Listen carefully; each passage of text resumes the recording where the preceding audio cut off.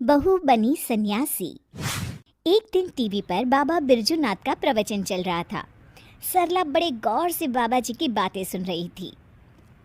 भाइयों और बहनों, हम क्या लेके आए थे और क्या लेकर जाएंगे। दुनिया तो मोह माया का जाल है। हमारे रिश्ते नाते सब झूठे हैं। इनके चक्कर से बाहर निकलकर भगवान का ध्यान लगाए, तभी हमारा जीवन सफल होगा। चलिए, आज के लिए इतना ही। कल हम फिर आएंगे। प्रणाम बाबा जी। सरला बाबा बिरजू नाथ की परम भक्त थी। वो हमेशा उनका प्रवचन सुनती थी। एक दिन, सरला, जल्दी से मेरा नाश्ता लगा दो, मुझे देर हो रही है भाई। तभी विनोद देखता है कि सरला अपनी आंखें बंद कर ध्यान की मुद्रा में बैठी है। अरे तुम यहाँ बैठी कौन सा मंत्र पढ़ रही हो? मेरा नाश्ता कहाँ है? सरला अपनी आंखें खोलती है और मुस्कुराकर जवाब देती है, क्रोध मनुष्य का सबसे बड़ा दुश्मन है, उस पर काबू करना सीखिए स्वामी। अरे ये स्वामी कौन है? मेरा नाम तो विवेक है, भूल गई क्या? और कब से भूखा बैठा हूँ, चलो ना मेरे लिए जल्दी से नाश्ता बनाओ ना तुम। नाश्ता आप खुद बना लीजिए, इस वक्त मैं भगवान का ध्यान कर रही हूँ। विनोद चिढ़ जाता है। अरे यहाँ कोई मजाक चल रहा है? ये कैसे उटपटांग बातें कर रही हो तुम? मैंने तुमसे कितनी बार कहा है कि ये बाबा लोगों के प्रवचन ज्यादा मत देखा करो। खैर, तुम्हें तो मैं शाम को देख लूंगा, अभी मुझे देर हो रही है। उसी शाम सरला की सास, अरे बहू, कहाँ मर गई थी है? घर में इतना काम पड़ा है और तू है कि बाहर सैर सपाटा कर रही है। माँ जी, मैं तो मंदिर में कीर्तन करने गई थी। अरे वो सब तो ठीक है, पर घर के काम क्यों नहीं किए तूने? और ये किस तरह के कपड़े पहन रखे हैं तूने? नया फैशन है क्या? नहीं माँ जी, ये तो हम सन्यासियों के कपड़े हैं। आज से मैं सिर्फ भगवान की भक्ति करूंगी। अच्छा, और घर के काम कौन करेगा? घर के काम तो आप करेंगी माँ जी। अच्छा, मैं चलती हूँ, मेरा ध्यान का समय हो गया है। सरला अपने कमरे में चली जाती है।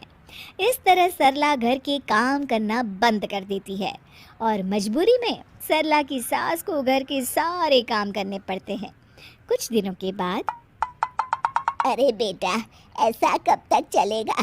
इस बुढ़ापे में सुबह से शाम तक काम कर कर के लगता है मैं तो बहुत जल्द भगवान को ही प्यारी हो जाऊंगी। तुझे अपनी माँ की जरा भी चिंता नहीं है क्या?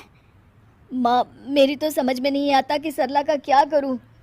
एक बात बोलूं बेटा, जब से बहू सन्यासी बनी है तब से कुछ ज्यादा ही पेटू हो गई है।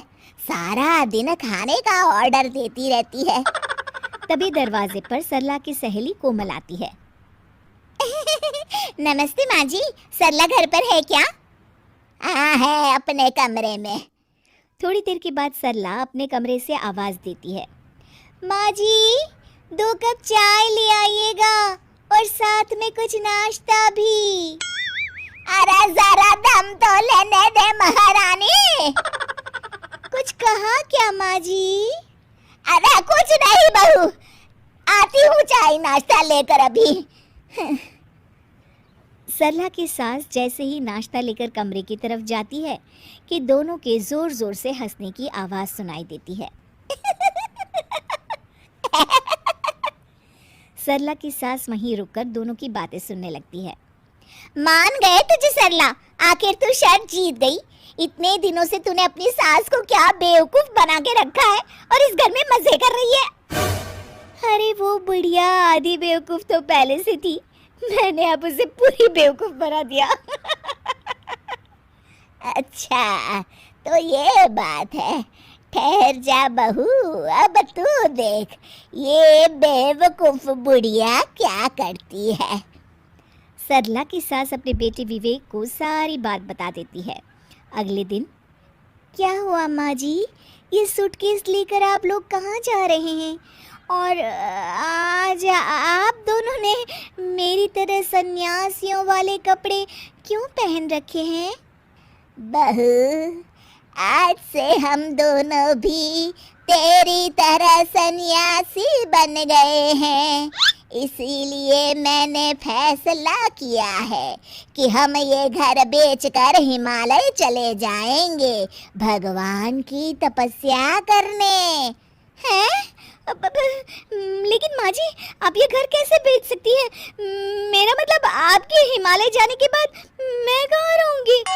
अरे तू भी तो सन्यासी है और एक सन्यासी को घर की क्या जरूरत। चल तू भी अपना सामान बांध ले, चल जल्दी कर बेटा। बाबा बिरजूनाथ बिल्कुल सही कहते हैं। ये घर बार रुपए पैसे सब मोह माया है, इसलिए तो मैंने आज से अपनी नौकरी भी छोड़ दी है। अरे वो बिरजू बाबा पागल है, उसकी सुन के आप दोनों ने इतना बड़ा कदम उठा लिया। क्या कहा बहू तूने? अपने सामने कोई और रास्ता न देख वो सच कबूल कर लेती है। मुझे माफ कर दीजिए माँ जी, मैं आज तक नाटक कर रही थी।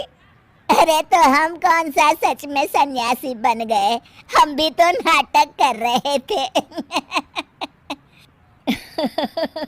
माँ ने बिल्कुल सही कहा। अब तुम्हारे ड्रामे का पर्दा गिर चुका है सरला। चल बहू चल, जल्दी से झाड़ू उठा और घर की साफ सफाई में लग जा। उसके बाद खाना बनाने की तैयारी भी तो करनी है ना तुझे। हाँ हाँ जी माँ जी।